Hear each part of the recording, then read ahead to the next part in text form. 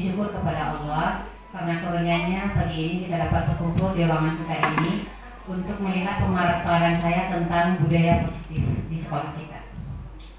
Salawat dan salam kita sampaikan kepada junjungan kita Nabi besar Muhammad SAW, karena dengan adanya beliau kita menjadi hebat seperti sekarang ini.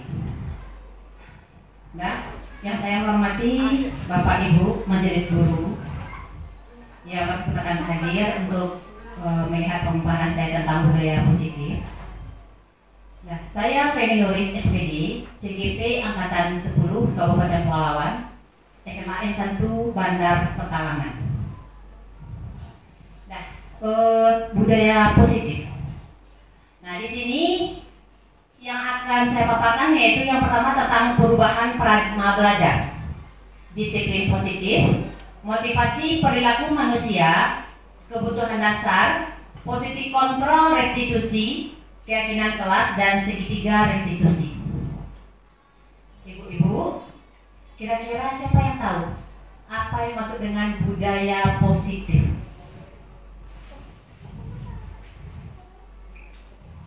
Ya, Bu Yesi?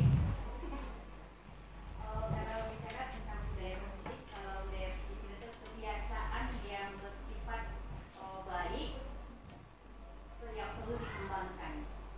Ya, terima kasih Ibu Yesi, ya betul sekali ya. Yang namanya budaya positif itu yang namanya budaya kan kebiasaan ya. Kebiasaan baik, ya, kebiasaan baik yang kita lakukan secara terus-menerus. Sehingga kalau kita lakukan secara terus-menerus dia akan menjadi yang namanya budaya. Ya. Nah, sekarang kita masuk ke perubahan paradigma belajar.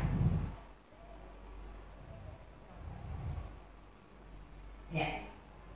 Nah, kalau kita berbicara paradigma perubahan belajar dari zaman dahulu ke zaman sekarang sama nggak Bapak Ibu? Nah, berbeda ya. Nah, coba Ibu Mita, kalau zaman dulu dia belajar itu di mana sih Ibu Mita? Kalau menurut saya, pada zaman dahulu anak terfokus kepada guru, tetapi untuk sekarang anak harus lebih mandiri, lebih terfokus sama dia sendiri, lebih bisa dia mengembangkan pelajar itu. Ya, betul sekali. Kalau zaman dulu dari kita gitu ya Bapak Ibu, sebenarnya banyak juga sampai hari ini itu yang gak belajarnya berpusatnya kepada guru.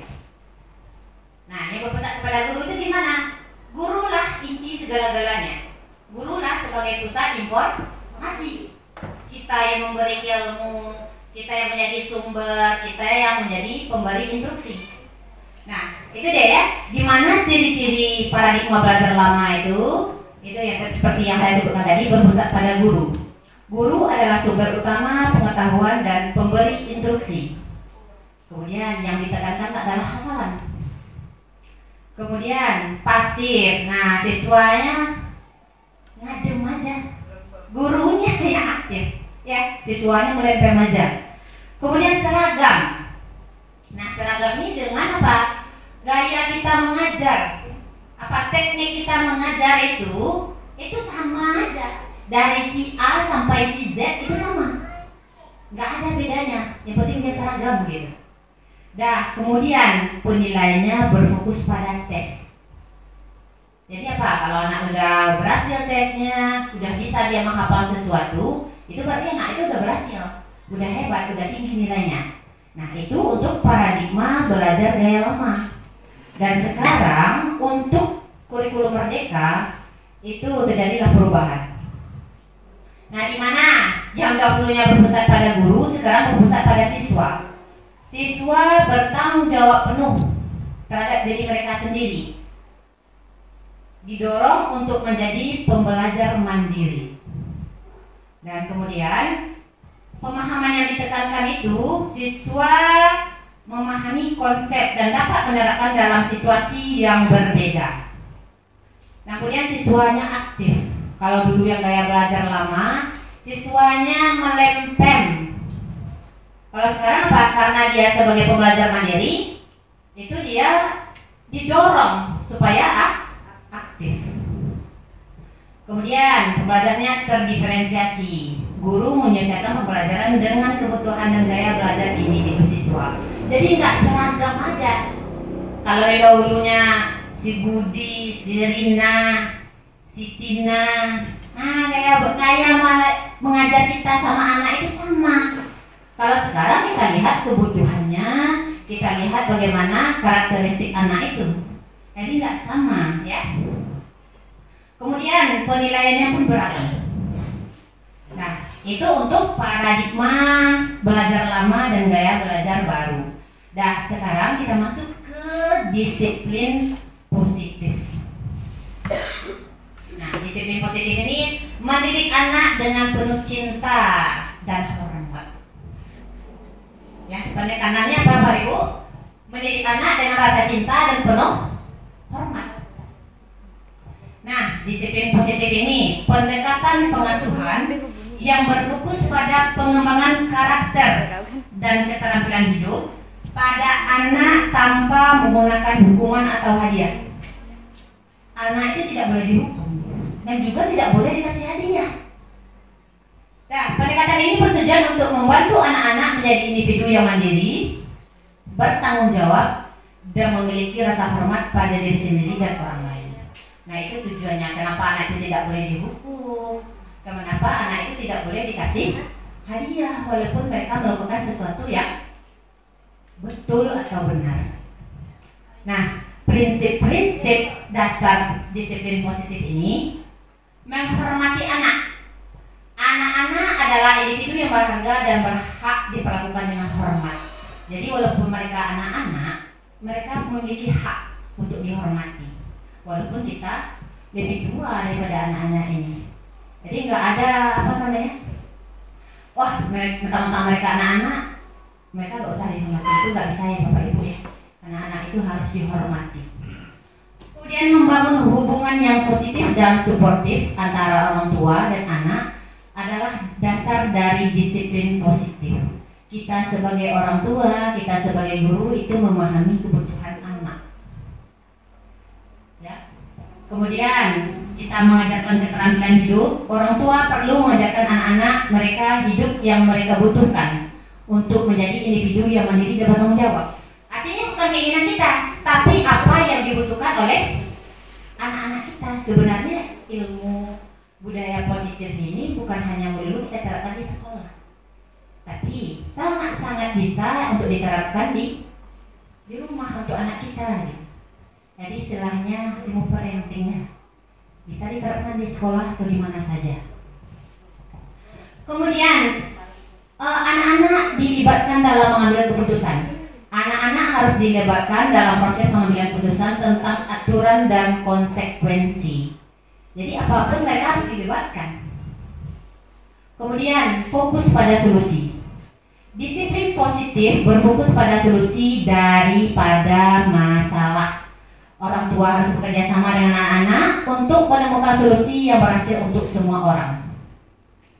Nah, di sini kemudian manfaat disiplin positif ini meningkatkan hubungan antara orang tua dan anak, meningkatkan perilaku positif anak, kemudian meningkatkan kesehatan mental anak.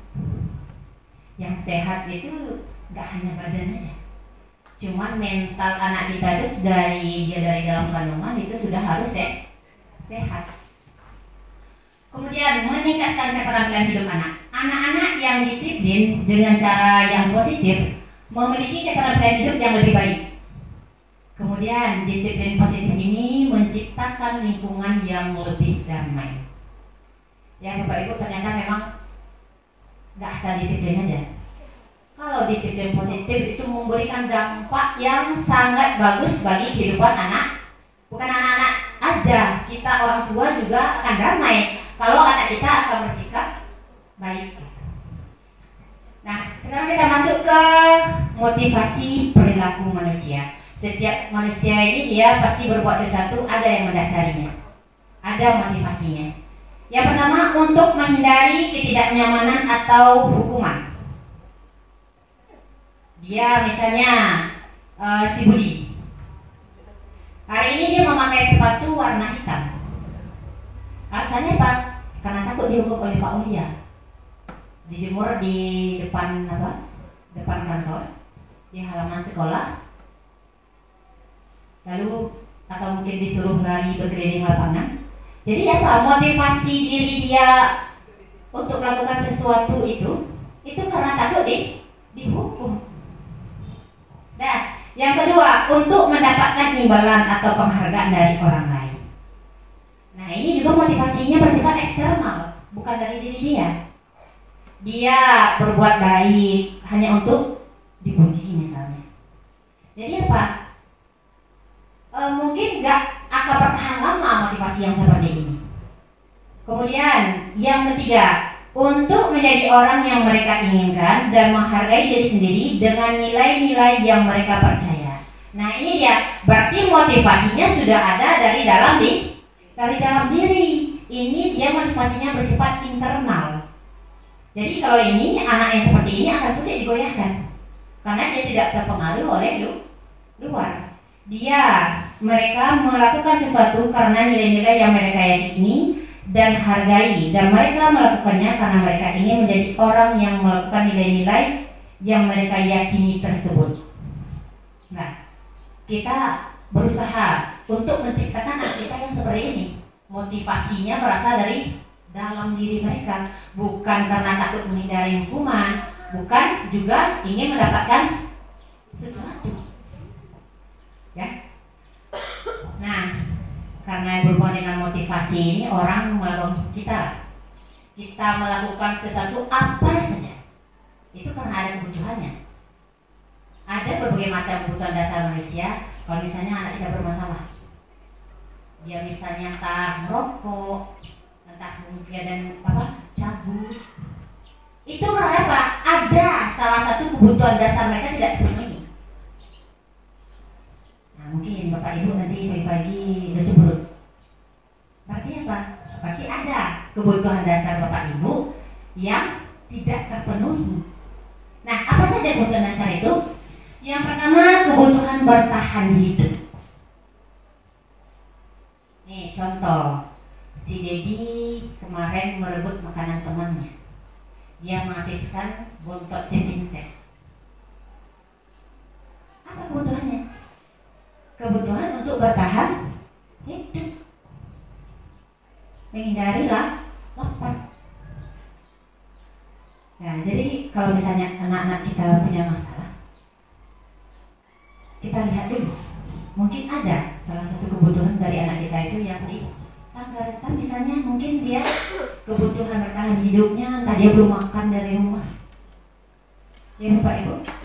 Yang berikutnya, kasih sayang dan rasa diterima, kebutuhan untuk diterima. Kita nggak tahu kondisi anak kita itu semuanya, apakah mereka lengkap kasih sayangnya atau tidak. Karena ada anak di sekolah ini yang mencari-cari perhatian. Karena apa? Karena kurangnya kasih sayang dan kurangnya rasa diterima. Nah, kemudian penguasaan, kebutuhan pengakuan atas kemampuan.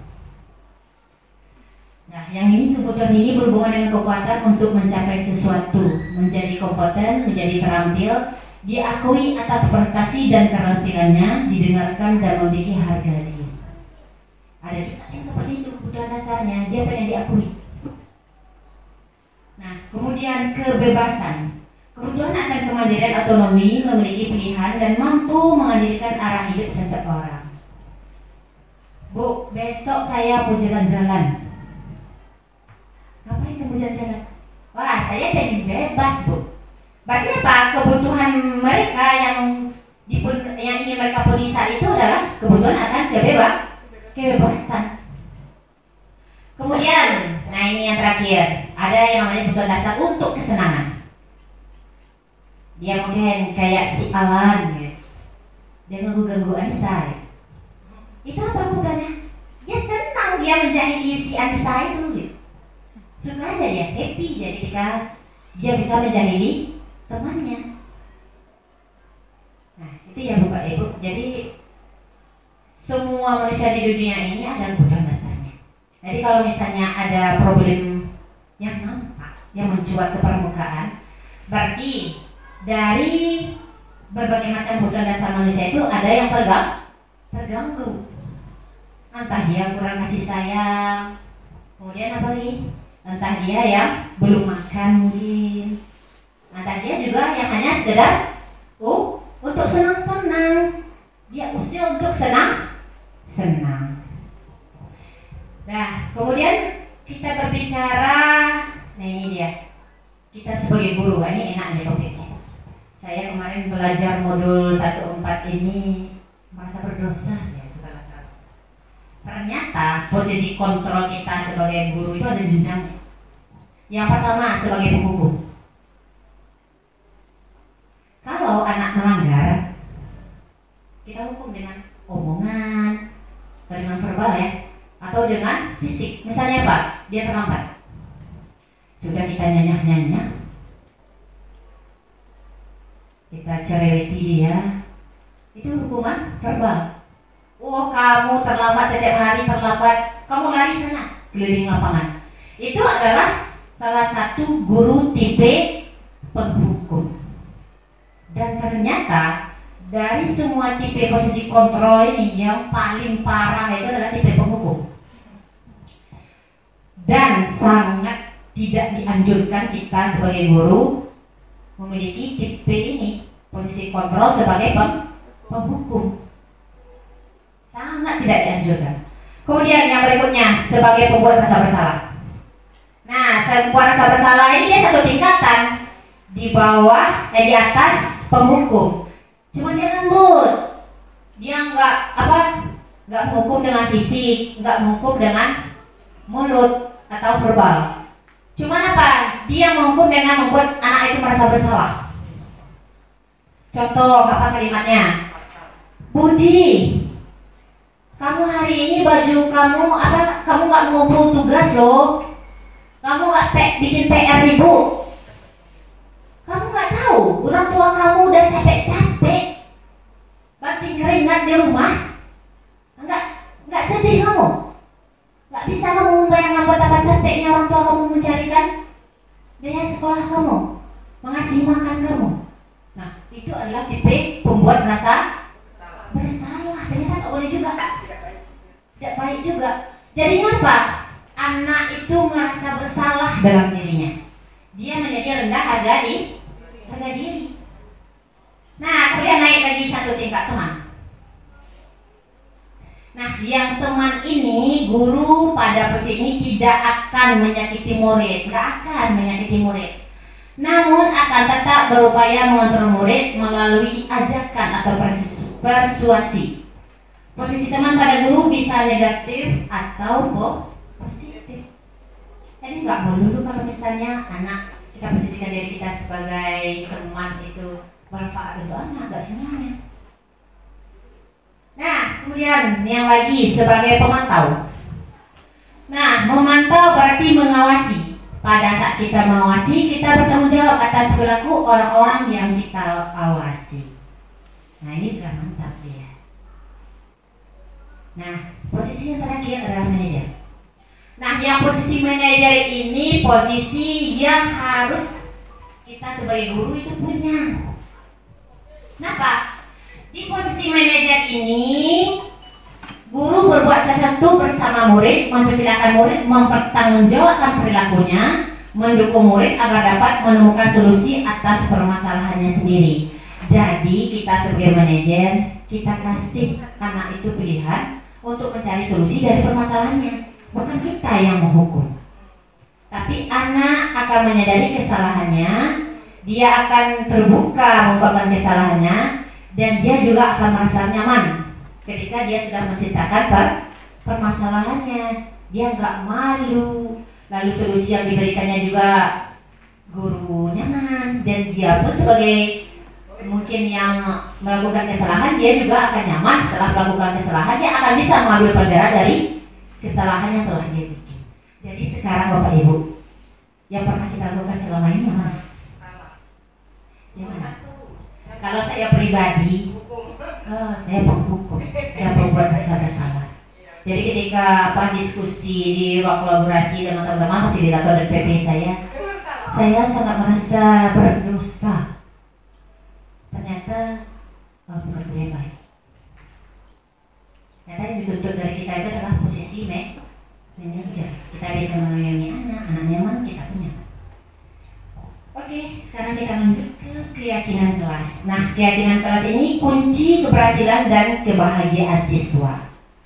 Keyakinan siswa tentang kemampuan mereka untuk belajar dan mencapai kesuksesan. Nah, ini keyakinan kelas ini, dia akan memberikan manfaat yang sangat besar. Siswa itu akan punya harga diri. Siswa itu akan termotivasinya besar gitu. Nah, ciri-ciri siswa yang berkeyakinan tinggi di kelas itu percaya diri. Mereka yakin bahwa mereka dapat memahami materi pelajaran dan menyelesaikan tugas-tugas yang diberikan. Kemudian termotivasi untuk mencapai tujuan akademik mereka agar lebih baik. Kemudian tekun. Mereka bersedia berusaha keras, tidak mudah menyerah dalam menghadapi tantangan. Kemudian bertanggung jawab dan optimis. Anak-anak kita gimana Bapak Ibu? Sudah termotivasi belum untuk bertanggung jawab terhadap dirinya, untuk tekun, untuk termotivasi? Nah, insya Allah kita berdoa, kita berusaha bersama-sama untuk menjadi guru kelas manajer. Nah, rupanya dalam setiap misalnya ada permasalahan dalam sekolah kita, itu ternyata penyelesaiannya itu berjenjang. Nah, dikenal dia dengan nama segitiga restitusi. Nah, ini merupakan tindakan yang dilakukan guru untuk membawa siswa menaati kesepakatan kelas yang telah ditetapkan dan mengakui secara sadar dan terbuka ketika melakukan kesalahan, serta merasakan kenyamanan ketika sudah berperilaku jujur. Nah, ini tadi, kalau kita tidak menghukum, kalau kita tidak membuat rasa bersalah, anak ini akan jujur, akan terbuka, akan nyaman dia, walaupun dia melakukan kesalahan.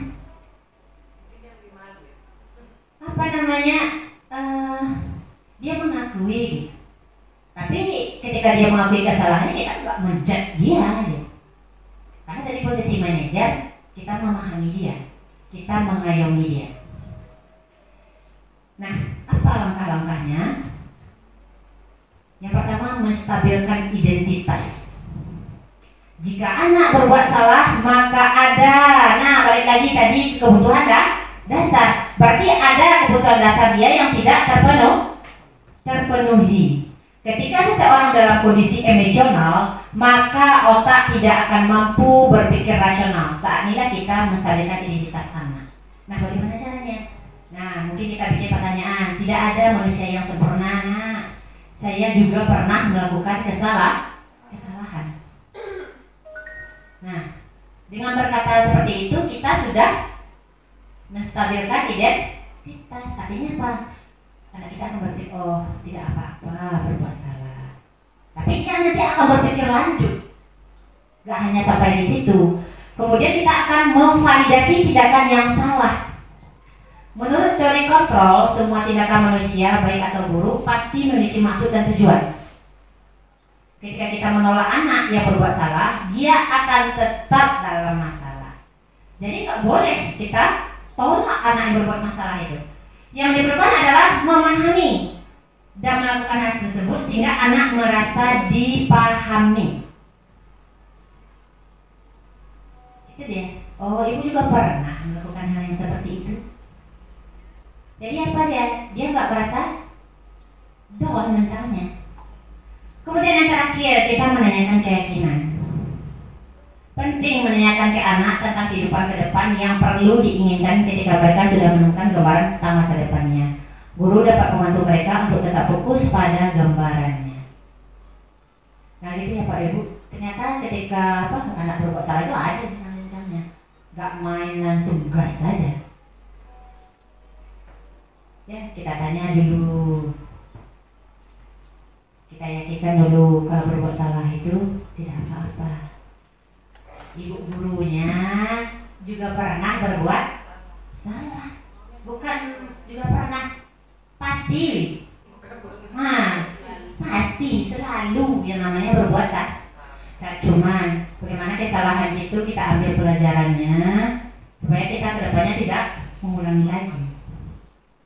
Dah, terima kasih Bapak Ibu atas waktunya. Semoga kita bisa melakukan pemaparan tentang materi-materi baik lagi ke depannya. Terima kasih Bapak Ibu. Assalamualaikum warahmatullahi wabarakatuh. Pertanyaan lagi.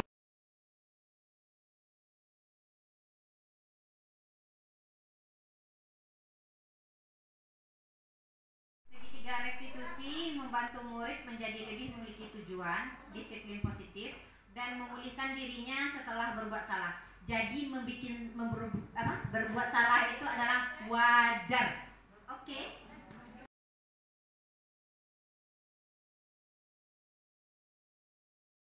Gimana kabarnya hari ini? Baik, Bu. Ya, senang kalau lebih baik-baik aja. Ibu dapat kabar, katanya berapa minggu belakangan ini Novi sering terlambat. Betul apa enggak itu? Betul, Bu. Nah, kalau boleh Ibu tahu kenapa? Karena Bu, kebiasaan saya kalau pagi-pagi itu banyak sebelum mengerjakan pekerjaan rumah, terus masak untuk dibawa kerja untuk bapak, terus belum lagi itu nyiapkan bajunya ke baju, Bu. Makanya saya banyak alasan untuk terlambat, Bu. Nah, Ibu senang Novi udah bantu mama nyiapin bekal bapak, udah bisa ngurus diri sendiri. Bagus. Karena umur Novi ini mau kita harus mandiri ya kan, nggak merepotkan orang tua lagi. Keren sih Novi sebenarnya. Cuman jangan terlambat, bagus atau tidak? Enggak, Bu. Kenapa? Karena Bu melanggar kedisiplinan. Nah, malah kedisiplinan. Sementara kelas kita kan kita harus datang tepat waktu. Kalau bisa kan kita jangan terlambat gitu ya. Nah, ke depannya Novi mau gimana? Saya kedepannya lebih mengatur waktu lagi, Bu, untuk datang waktu ke sekolah. Ya, oke ya. Berarti Novi berusaha ya, Iya. berusaha untuk pandai-pandai Novi lah mengatur waktunya ya. Yang penting Novi jangan terlambat ke sekolah. Bantu orang tua itu tak dan juga kan namanya kewajiban kita kan sebagai anak ya. Nah, Ibu berharapnya Novi nggak terlambat lagi. Oke, bisa dicoba ya. Bisa, Bu. Oke, silakan kembali ke kelas. Selamat pagi, perkenalkan nama saya Novi Krisdayanti, saya kelas 10-1. Saya senang sekali diajak oleh Bu Feni berdiskusi tentang sering keterlambatan datang ke sekolah. Saya kedepannya akan lebih tepat lagi datang waktu ke sekolah dan lebih tepat waktu untuk mengatur waktu. Terima kasih.